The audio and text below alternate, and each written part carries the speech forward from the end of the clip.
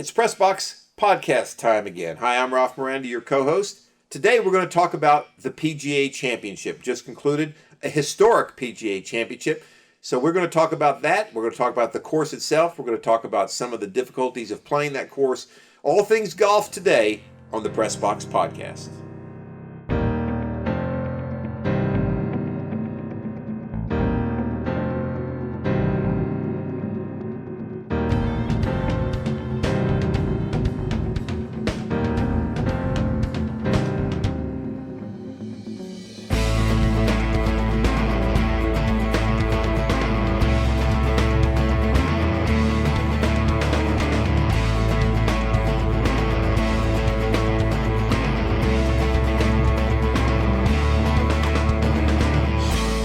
Okay, welcome back to the Pressbox podcast. This is episode number 78, if you're counting at home. I'm your co-host, Ralph Miranda. I'll be flying solo again today as my other co-host, Joseph Miranda, is out of pocket. Today, we're going to talk about the recently concluded PGA Championship. The PGA Championship was concluded yesterday. It was played at the Kiawah Ocean Course in South Carolina. Kiawah Island, South Carolina is just east of Charleston, South Carolina, on the water.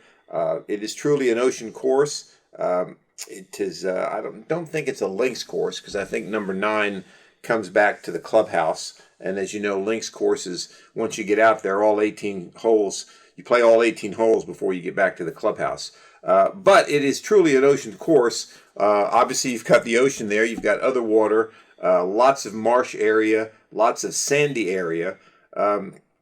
And the interesting thing about the sandy area at the Kiawah Ocean Course, which they did a good job, the ESPN and CBS broadcasters, of making sure that people at home knew this, every bit of sand there was considered a, quote, sandy area. It was not considered a bunker. Now, why is that important? Well, if you're playing a bunker under USGA rules, you're not allowed to ground your club in a bunker. In other words, you can't take a practice swing. Well, you could, but you can't hit any sand with the practice swing. Otherwise, that would be a penalty. And you can't ground your club, means you can't put it on the ground in the sand before you hit. That is a penalty. Now, in today's era of TV and video cameras and iPhones, there's many stories of people who have snapped pictures of golfers or seen things on TV and called the PGA, called the TV station, reported things, and they wanted people to know at home that in this course it was okay for golfers to A, ground their club, and B, take practice swings in the sand. But that being said, there was a lot of sand, and it's always a difficult shot or a different type of shot to hit out of the sand. So Kiawah Ocean Course was playing very difficult. The first 2 days of the tournament, the wind was coming out of the north. Now, that may or may not mean anything to you, but obviously it makes certain holes that you play into the wind and others that you play with the wind. So the golfers had to get used to that. The third day, the wind was coming out of the north-northeast, so it was a little different, but not totally different. Now, yesterday, for the final round, the wind was coming out of the southwest, so a totally different wind, made different holes play into the wind that were playing into the wind the first 3 days, so the strategy had to change on how you played particular holes the last day, as you may have played it the first 2 or 3 days. So it was a true test of a championship course, a true test for a major. The Ocean Course at Kiawah was also the host to the 2012 PGA Championship, which was played 9 years ago and won by Rory McIlroy back in 2012. Now, the difference is that tournament was played in August because, as you remember, the PGA used to be the last major contested. Now it's the second major contested after the Masters. Now, why is that important? Well, obviously, in South Carolina, as in most states, your weather in May is different than it is in August. In August, it's a lot hotter, a lot drier. The wind is a lot warmer. In May, you still have some of that cool ocean breezes coming off the ocean. The water in the ocean is not quite up to the temperature that it would be in August. So it's a little bit different playing it in May than it would be in August, especially when you play on an ocean course. Now, having said all that, having given you the background on the course and some of the things the golfers were dealing with, the difficulty of this course was seen in the scores of the tournament. The course played at its longest was 7,800 yards. Now, I want you to think about that for a minute. Those of you who are golfers at home, and I know there's lots of you out there, you may play, let's say you play from the tips at your local course. Well, the tips may be 6,900 yards, maybe 7,000 yards at some courses, but most of the time your tips are going to be 6,800 yards. Your white tees might be 6,000, 5,900, and of course if you're a senior, 56, 57, whatever it may be. So think about if you play from the tips at home, the blue tees or the black tees, whatever they are at your local course, think about adding another 1,000 yards to your course, and that's what the Ocean course played most of the time this weekend. Now, they did shorten some holes given the wind. I think one day they played it at 7,500 yards, another day at 7,700 yards, but regardless, it was a very, very long golf course. It put a premium on your tee shot. It put a premium on not only whether you would use a driver or not, given the sandy areas, the marsh, and the trouble that you might encounter, and the wind for that matter, but also making sure that you landed the ball at the correct spots in the fairway to give you a decent opportunity to approach the green with your second shot. The greens, very undulating, very hilly. You had to make sure you put the ball in the right spot. If you didn't, it would roll off the green and into kind of a collection area, which made for a difficult chip shot coming back. The winner of the PGA won it with a score of 6 under. So that's a pretty tough golf course when you think about it. I mean, the Masters, I think they were in the 13, 14, 15 under area. The U.S.Open, it would be the only other one that usually comes close to those kind of scores. And sometimes the PGA is one with a double-digit under par score, but this particular course, given the wind, given the layout of the course, made it a very difficult course. Now, I set all that up to tell you that we've had 2 historic major championships contested in golf this year. We did a podcast a couple episodes ago talking about the Masters and Hideki Matsuyama, who made history winning the Masters in April. The history that he made was he was the first Japanese golfer to win a major. And Hideki Matsuyama was able to achieve that. Now, I want to add a little something to Matsuyama's win that we didn't know back when we did the podcast. After he won the Masters, you saw a lot of clips on Facebook or pictures of him sitting in the Atlanta airport, getting ready to fly back to Tokyo, and on his phone, he looked like just an average guy, which I thought was pretty interesting. But here's the interesting part that we didn't know back then. Japan apparently has a rule with COVID going on that when you fly into Japan, you have to quarantine for 14 days. So Hideki Matsuyama, when he flew back, he had to quarantine in a hotel for 14 days in Japan. Now, here's a guy that is probably a rock star in Japan because he's a professional golfer, probably the greatest professional golfer Japan has ever had. He just makes history by winning the Masters, which is arguably the greatest major championship to win. He goes back home and he has to sit in a hotel for 14 days. He said he passed his time by answering texts, watching TV, and watching movies.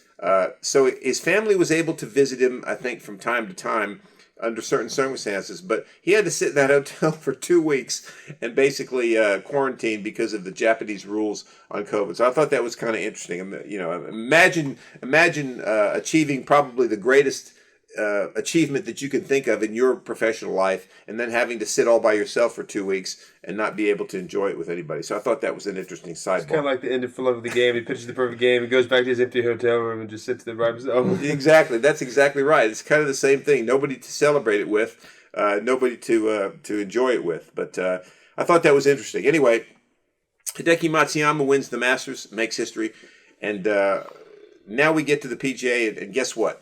Phil Mickelson, that's right, Phil Mickelson wins the PGA. Now, why is that noteworthy? Well, first of all, Phil Mickelson was ranked 130th in the world. Now, he's a great golfer, don't get me wrong. He's already been inducted into the Golf Hall of Fame.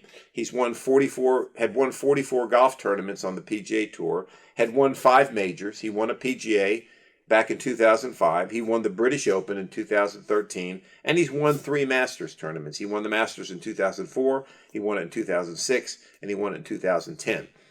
So he was already an accomplished golfer, but his skills had diminished somewhat. Why? Well, he's 50 years old. Phil Mickelson, now that's right, I said that, he's 50 years old. Phil Mickelson will turn 51 in about 3 weeks. So a man that is just about to be 51 years old has won a major tournament. And why is that historic? Well, nobody had ever won a major tournament at 50. The closest they ever got to that was back, I believe, in 1959. Julius Boros won the PGA at age 48 and some months. I don't remember how many months, but he was between 48 and 49. And then, of course, everybody remembers, if you're a golf aficionado, Jack Nicklaus won the Masters in 1986 at 46 and roughly 3.5 or 4 months. But no one had ever won a major at 50 years old. Tom Watson was 59, and he got within one hole of winning the British Open, and then he had a playoff. That's a good point. Nathan brought that up to me yesterday, which I had kind of forgotten about, was that Tom Watson back in 2009 at the British Open, I believe it was at Carnoustie, he was leading the tournament for a long time, got to 18 with a one-shot lead. All he had to do was par the hole, ended up bogeying it, goes into a playoff with Stewart Cink, and loses the playoffs. So he was almost a decade older. He was almost a decade older. That's exactly right. So that would have been pretty amazing right there. It would have made this win a little less historic, wouldn't it? But nonetheless, Phil Mickelson became the oldest golfer ever to win a major tournament at 50 and 11 months, roughly. He'll be 51, as I said, in about 3.5 weeks. So it was a great win for Phil Mickelson. You could argue that the difficulty of the course and the difficulty of the conditions probably helped him from the standpoint of that you had a lot of the other golfers not perform very well. You had Dustin Johnson miss the cut. You had Justin Thomas miss the cut. Rory McIlroy, I think, was 4 or 5 over. He did make the cut, but he didn't play very well. The main contenders to Phil Mickelson over the weekend were Brooks Koepka. Now, everybody knows Brooks Koepka, if you're a golf fan. He's become Mr. Major Tournament. He's won 8 tournaments on the PGA Tour, and half of them have been majors. He's won 4 majors. He won the U.S. Open back-to-back, 2017, 2018, becoming only the second man to do that. And then he won the PGA back-to-back in 2018 and 2019. So he was trying to make history as well. Koepka and Mickelson were both in the final pairing yesterday. Either one winning would have made history. Mickelson did it by winning a major at 50. Koepka would have done it by winning 3 PGAs in a 4-year span. No one has ever done that before. So it was an interesting day. You had Brooks Koepka, you had Kevin Streelman, you had Louis Oosthuizen, you had a few other guys in there from time to time, but nobody really mounted a big enough challenge to Koepka and to Mickelson. Mickelson didn't run away with it. I mean, the very first hole out of the gate, he had a one-shot lead on Koepka going into the final round. He bogeyed number 1. Koepka birdied it, and right away you had Koepka in the lead by 1.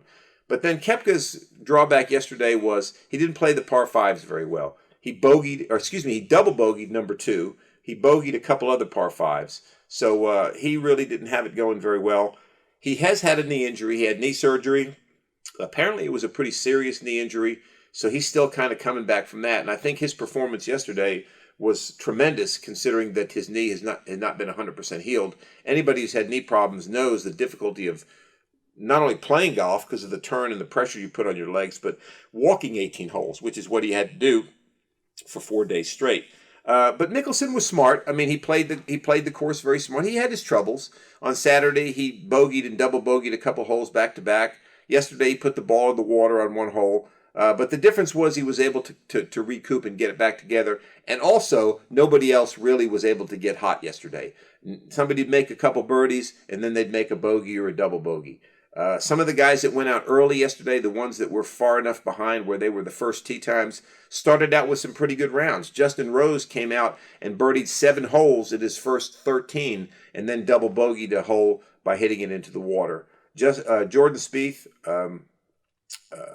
he had a pretty good round on Saturday to get back into it. Yesterday, really couldn't get anything going at all. Putting was at a premium. It was difficult to putt this course. Mickelson probably did it better than anybody else. And we probably saw a little bit of a glimpse of this a couple weeks ago at Quail Hollow. Phil Mickelson, in North Carolina, he was the leader after round 1. But then he kind of fell apart, and he was asked about it. He said he's having trouble focusing and really focusing shot after shot after shot. as somebody who's in his 60s, I know what he's saying. I mean, it's hard when you're in your 50s and especially your 60s, but even in your 50s, focusing, your body aches a little bit more, your nerves are frayed a little bit. I mean, it's hard as you get older, your nerves don't have the same steeliness to them, if that's a word, that they had when you were in your 20s or your 30s. And that's the problem. That's why it's difficult for a 40-ish, 50-year-old guy to compete with these 20-year-old guys in 4 rounds of golf back to back. It's okay one round, but when you play 4 in a row under those pressure situations, it's always difficult for an older golfer to do that. But Phil Mickelson was able to do it. I mean, he hit some great shots. One thing he did, Phil Mickelson, this weekend, and especially yesterday, which he has not done much of over the last few years, is he didn't play stupid shots. I mean, Phil's known for wailing his driver when he shouldn't, or trying something that shouldn't happen, that he shouldn't do in a situation. Yesterday, he was very smart. He hit his driver when he was supposed to hit the driver. He hit a different club when he was supposed to hit a different club. He didn't go for pin placements that he knew he couldn't make, given the situation, and he was able to achieve greatness. What was your take on it, Nathan? I know you're not a big golf fan, but I mean, what was your take on it? Well, I didn't really watch much of it at all, so it's hard to have a informed opinion about it. But I'm glad Phil Mickelson won. When I saw he was in the lead on Saturday, happened to see he was in the lead, and I thought it's good for him. I wanted to see him win. Outside of him, I didn't really have anybody I was rooting for much. I just kind of wanted to see Phil Mickelson win. And like you said, I mean, you can understand more, I guess, or relate more to how impressive it is for him to do what he did, given that you've been his age, you played golf at his age, right? But I can, I appreciate what he did as well. I think if it was easy, there would be a lot of people doing it. Obviously, right. There isn't. So right. You give him his credit, definitely. And I like the course. The course looked very nice. Yeah, it looked like a place. Not only the course, but looked like the island looked like a place that I'd like to visit. Yeah, no, it's. I mean, I've never been there, but it certainly was a beautiful course. And it's interesting, it's a Pete Dye course. Those of you who are golfers know Pete Dye or heard of Pete Dye, famous golf architect. He also designed the Bethpage Black course, where they played the PGA a couple years ago. They've played a couple U.S. Opens there. And I think it kind of elevated him to the status of maybe the premier golf architect. I mean, because the courses that he's designed that they've played major championships at are very difficult courses, but they're fair. And, that's the interesting thing. You hear a lot of these golfers, they'll play, when they played a couple U.S. Opens a few years back, they talk about, hey, the course is bordering on unfair.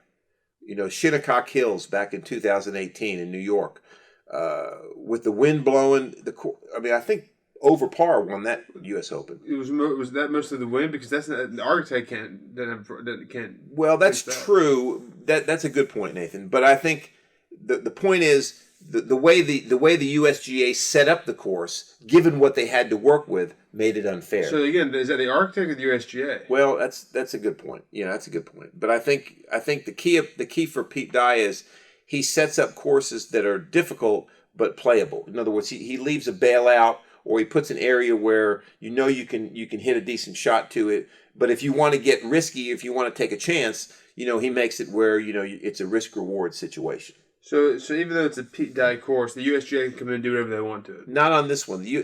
Only on the U.S. Open. The U.S. Open. Yeah, but if he had a course that they play the U.S. Open at, the USGA can come in and do whatever they want. Well, when I say do whatever they want, how they set it up, what I'm saying is, Pete Dye makes or designs the course.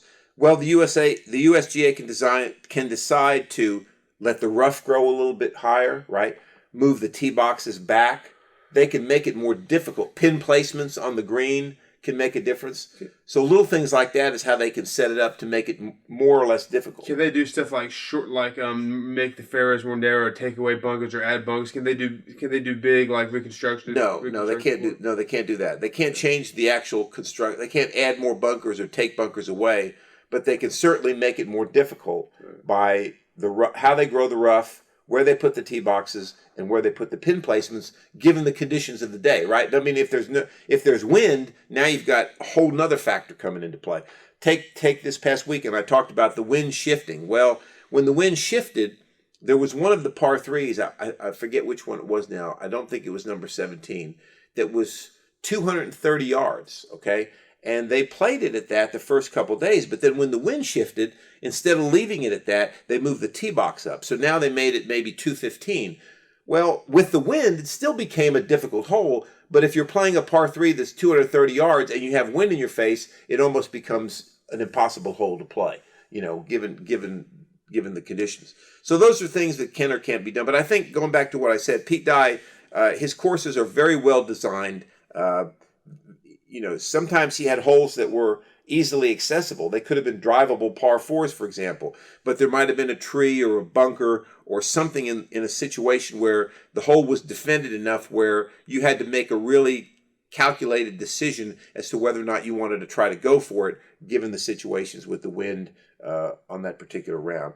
So it was a great tournament. I mean, I think you and I talked a little bit about this over the weekend. I think, and I think you agree with me, the PGA is probably, in my view, the least impressive of all the majors. You know what I mean? I mean, if somebody told me, and I golf quite a bit, if somebody told me, you're guaranteed you can have one major win, what would it be? I'd take the Masters. Oh, yeah, me too. Some people might take the U.S. Open, but I don't think anybody would say the PGA. You know what I mean? It's just not, and part of that, I think, is that it's not a tournament that anybody can play. And what I mean by that, well, either is the Masters, but I mean, the U.S. Open and the British Open, you can qualify for it. They're open tournaments, okay? The Masters is a different breed, but the Masters has so much tradition and history, played at the same venue year after year after year. There's something about the Masters that just sets it apart. PGA, you have to be a PGA professional to play it. No amateurs can play in that tournament, which again is very interesting, whereas most of these tournaments have some amateurs. So even though it's not probably the most premier major, it's still a major championship. And for Phil Mickelson to win it and get his sixth major, I think was pretty amazing. I mean, it almost, not quite, rivals what Tiger did a couple years ago, winning the Masters after being off for so long. It really does. And another thing Mickelson accomplished with this win is he became, I think, only one of 14 guys now, or the 14th guy, that has won 6 or more majors in his career, which kind of sets him apart from a lot of other golfers who've won, some majors. That'd be a good trivia question for our listeners, too. Can you name the other 13 guys who've won 6 or more majors? Yeah, it's probably pretty difficult. I mean, I don't think I could name them all, really. Well, tweet at us at PressBoxPod if you know the answer.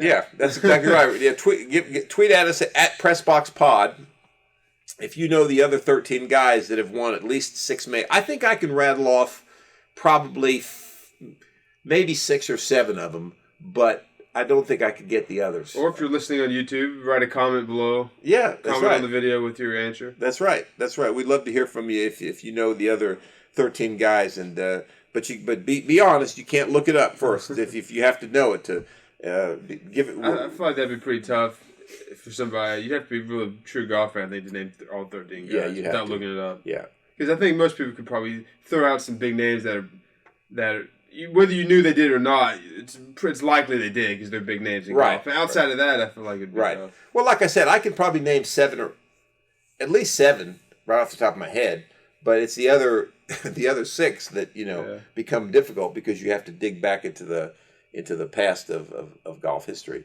But all in all, it was a good major weekend. Beautiful weather. I mean, the sunshine was gorgeous all weekend there, which I thought was interesting. And I particularly liked it. And another thing I want you, if you all want to tweet at us and give us your comments on this, what you thought about it, is I enjoyed watching that tournament, especially Thursday and Friday, because,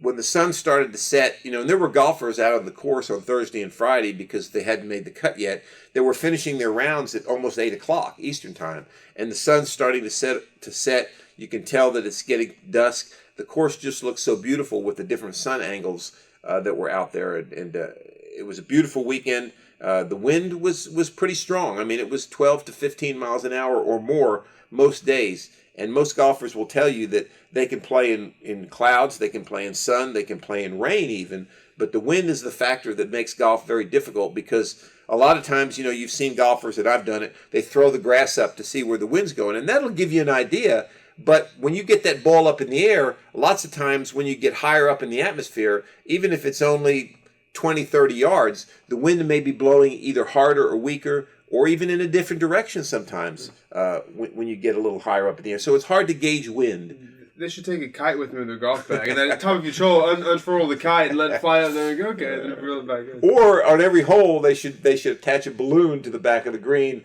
that's up in the air, so you can see where it's blowing. That'd be a better idea. Yeah. I've had many. I've played golf many times where on the pin, attached to the pin. To the pin, yeah. But I've played golf a lot of times. Where I'll be sitting in the fairway looking at the hole. Let's say the hole's 170 yards away from me. I can see the flag. I feel wind blowing. I throw the grass up. But let's say the hole is down is down in a little bit of a valley. The flag's not moving. And I'm thinking to myself, okay, I feel wind, but the flag's not moving. Okay, so that tells me, right, if you get the ball up in the air, once you get it up there, the wind may adjust it a little bit, but then it's not going to move at all. So do you start it left so the wind takes it right? Do you start it straight? So that's why wind becomes a difficult thing for golfers to judge, because they don't always know exactly what it's going to do. And a lot of times it can change while you're hitting your shot, Yeah, I can see that being really a big problem for, like, if you're a professional golfer right. trying to win a major. It's like, because it's a lot's riding on every shot. Right. If you're just going out, at least my view, you want to play your best, but if you're just going out there on the weekend to play, just throw the grass up, and then you're like, the flag's not moving, you may be like, what's going on? Like, then just hit the ball. Right. No, you're right. I wasn't trying to say that. No. Yeah, I'm just saying that whether you're a weekend, whether you're a amateur like me who plays a lot of golf, a professional, or even a weekend golfer, wind is still a difficult thing to deal with. Yeah. Right. Yeah. Exactly. I guess I'm just saying I can see it could be more frustrating for these guys who are trying to hit a ball that could win or lose them a major. Right. It could be more frustrating of a thing. No question. Yeah. Now, one of the things I did like about this, and Clay Travis tweeted this out on his Outkick podcast. Well, he tweeted it out on his Twitter account, talked about it on his podcast, is the gallery. It looked like old times yesterday. I mean, the gallery was crowded around the green. When Phil was walking up 18, it almost reminded me of, you remember when Tiger won the Tour Championship in 2018, and all those people were following up to the green. It gave me a feeling of we're back. Things are back to normal. Now, I know all the Corona bros, as Clay Travis calls them, are going to say, well, they should have, it gave you that good feeling yesterday of a real major championship. I didn't even hear them talk about this. Was everybody vaccinated in the crowd? Is that why? Is that how that they allowed them? I don't know. I didn't hear if they were required to show proof of that before they were allowed in. Yeah. Probably. It's possible. But it was just good to see everybody there again, cheering, and things almost like it was back to normal. That was good. So you didn't hear there wasn't any limit on the fans, right? Not that I know of. No, yeah, not that I know of. So that was good. Colin Morikawa was the defending champion. He won it last year at Harding Park out in San Francisco area. Of course, there were no fans there last year, but he was the defending champion. He played pretty well. Wasn't able to really get anything going. Now we move on to the United States Open in June. The United States Open will be at Torrey Pines in the San Diego area, which is also interesting because that's Phil Mickelson's home. That's probably a course that he's played as much or more than Tiger Woods. Tiger Woods he's won, I think, 8 or 9 times there, but that's Phil's course. He knows it real well. So, here we go. We're going to start talking about Phil Mickelson now. And interestingly enough, the U.S. Open is the only major that Phil Mickelson has not won. So he's trying to become only the 7th golfer. Only 6 golfers, I believe, if I have this right, have ever won the career Grand Slam. Tiger Woods, Jack Nicklaus, Ben Hogan. Palmer? He did? No, Palmer didn't do it. What's his name? Gary Player. Only 4 have done it. I'm sorry. Those are the only 4 guys that have ever done that. I think Bobby Jones did it, but it was a different setup back then. So, yeah, there's only been 4 guys. Hogan, Player, Nicklaus, and Woods. So he's trying to join a very select company if he can win the United States Open. Here's another interesting fact for you. Phil has won the Masters, right? So he has a lifetime exemption to the Masters. He's won the PGA in 2005. He has a lifetime exemption to that. He won the British Open in 2013. He has an exemption until he's 59 and a half, okay? After that, you no longer have it at the British Open. That's the way they do it. Is that how Tom Watson That's how Tom Watson got in. That's right. So the U.S. Open, he's never won it, right? So his by winning the British Open in 2013, he got a 5-year exemption in the U.S. Open. That ran out. So he was not going to play in the U.S. Open in June. He had to get a special invitation from the USGA, a special exemption, and they gave it to him. Oh, okay. And he accepted it. Now, here's the interesting thing. Last year, at the end of last year, he said he wasn't going to accept it. He said, if I can't get in on my own, I don't want to get in. Well, as we got closer and closer here, as of 2 weeks ago, he accepted it. You know what's interesting now? He doesn't need that special invitation anymore. By winning this tournament, he gets another 5-year exemption into the U.S. Open. So we'll be seeing Phil Mickelson for at least the next 5 years trying to get his career Grand Slam. Is that his home course? Like his actual Yeah, home? technically, he's from San Diego. It's He lists that as his home? Yeah, it's Torrey Pines. Torrey Pines is a difficult course. It's going to be an interesting United States Open. The defending champion there now is Bryson DeChambeau. DeChambeau, he was his usual self, bombing drives and finding himself in trouble. And we'll see if he's able to carry that strategy to the U.S. Open. What's the guy's name that won the Masters again? Matsuyama. Did he play this He round? played pretty well. Okay. He actually was in contention after Saturday and was... I take that back. He was in serious contention after Friday, played pretty well Saturday, but fell off a little bit. And yesterday, he just could never get any momentum going. But he played pretty well. I thought I saw Morikawa was like 1 under at one point yesterday. So he was around there. He was around 1 under, then he was 1 over. He was, kind of right around even par, where most of the players were. I guess, of course, Matsuyama he plays in the major now, right? He'll be in the U.S. Open again. Yes, he'll be in the. He's got if you win a major, you get a 5-year exemption. From any other major. Yeah. So he gets a 5-year exemption by winning. Of course, a lifetime exemption to the Masters. He can play there. He's probably pretty high in the rankings though right now, isn't he? He is. So he didn't really. He is pretty high in the rankings. So anyway, an excellent PGA Championship. Phil Mickelson makes history. The first man, not only the oldest man to ever win a major, the first man to ever win one at 50 years old.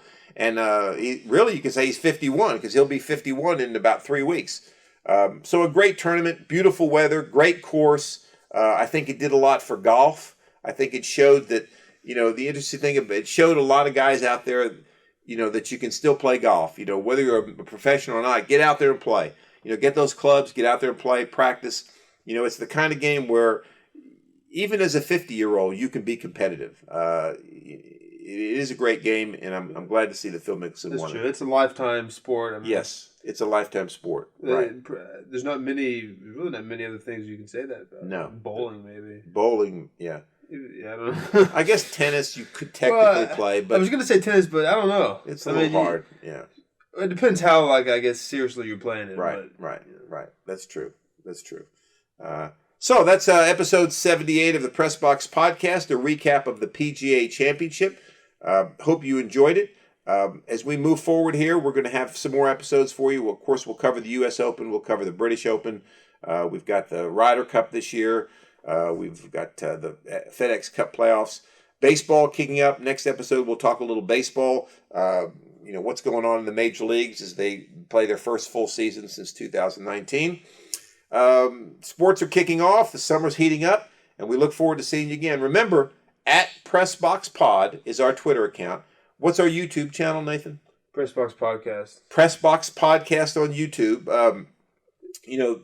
I encourage you to go there. Nathan has done a tremendous job of taking certain clips and certain interviews and parts of different podcasts and putting them up there on YouTube. And it's really pretty fabulous. I mean, I've noticed as I've been scrolling through YouTube the last few days, things will pop up. Hey, why is Joe Namath, 2 reasons why Joe Namath's a great quarterback. I looked at that and I thought, I didn't know who put that up there. Then I realized it was a Press Box Podcast clip when we talked about quarterbacks and we were talking about Joe Namath. So there's lots of great stuff up there. Go there and check it out. You can pretty much listen to all 77 of our previous podcasts by just watching a few clips and getting an idea of what we talked about. If you listen to this episode at the time of us uploading it, not everyone is on the YouTube page yet. Right. It's still in the process of getting all the backlog uploaded. I think we're around in the mid-50s right now. That's fine. It will be up, Lord willing, soon. So. Yeah. But go there and check it out. I mean, you can listen to a lot of great little clips about stuff that's happened. We're going to try to get some more guests on. We want to get Stanton Cameron back on to talk about hitting. We're going to try to get Steve Dunn back on to talk about Alcoa baseball and a little bit about baseball in general. So we got a lot of great things planned. Hopefully my co-host Joseph Miranda will be able to come back and join us again as well. So anyway, tweet at us at PressBoxPod. Check out the PressBox Podcast YouTube channel. We appreciate your listening, and we'll see you next time on the PressBox Podcast.